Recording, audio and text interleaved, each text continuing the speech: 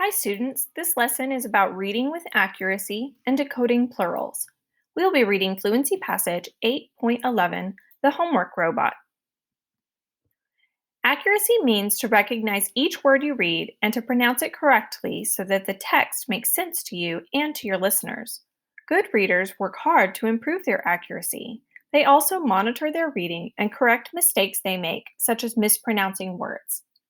As you read today and before you record for your teacher, make sure you go back and practice reading along with me to improve your accuracy. Now let's read Fluency Passage 8.11, the homework robot. Inventing new things was one of Ethan and Emma's favorite activities. Soon they would have a chance to show off one of their inventions at the International Science Fair. Kid inventors from cities and countries around the world would be there with their latest discoveries. There would be trophies for the first, second, and third place winners. This is our big chance to invent anything we want, said Ethan. Let's make a homework robot. Kids will love it, said Emma. Ethan agreed, and the kid inventors went to work. They went to different libraries to do their research, and they looked up robotics technology on the internet. Once they had worked out a plan, they got their supplies and went to work building the robot outside in their yard. Now it's time to test it out, said Emma when they were finished. She put her math homework into a slot in the front of the robot's body. Lights bleeped and blipped. At last it said, "Here is your completed homework, Emma." But the robot had answered the math problems with words, and not even number words.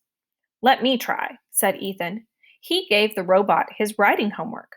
Everything went wrong. This time the robot spit out numbers.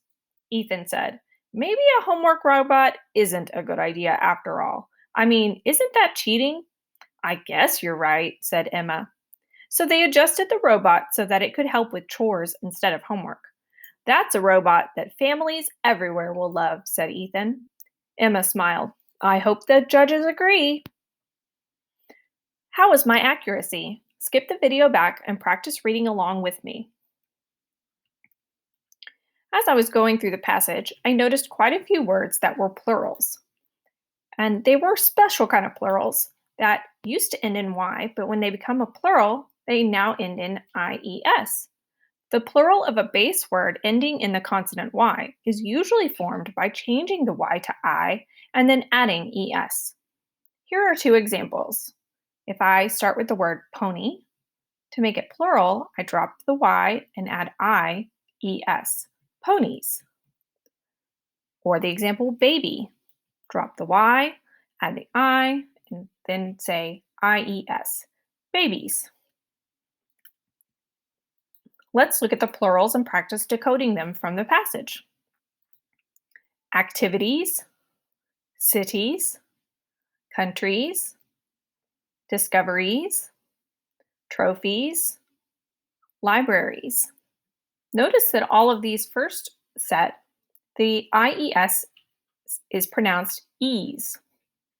In the last example here, though, supplies, you hear eyes instead of e's. And the example on this page, families. Can you find more examples of plurals in this text, or have you seen this otherwhere? Now it's your turn to practice. At the bottom of the page, find an example of the passage, practice reading it several times, then make a recording for your teacher. Have fun reading!